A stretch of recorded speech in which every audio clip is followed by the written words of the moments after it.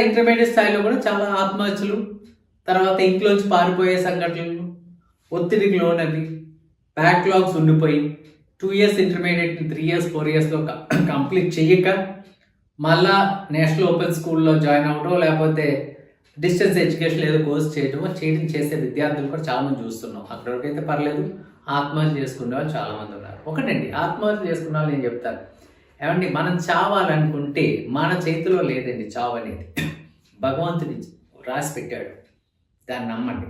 కొంతమంది చెయ్యి ఇలా ఘాట్లు పెట్టేసుకుంటారు. అరే చేతులు నువ్వు ఎలా ఘాట్లు పెట్టుకుని నేను ఎలాగా చూపించగలిగాను, నువ్వు చూపించలేవు, బికాస్ నువ్వు చావలేదా, ఘాట్లు ఉండిపోయినాయి. సమాజానికి తెలిసిపోద్ది నువ్వు ఏంటంటే నువ్వు ఆత్మహత్య ప్రయత్నం చేసావు, ఘాట్లు ఉండిపోతాయి. అది చేస్తాం చాలామంది ఉన్నారు. లేకపోతే ఇంకో విధంగా ఆత్మహత్య చేయడానికి నువ్వు ట్రై చేస్తావు.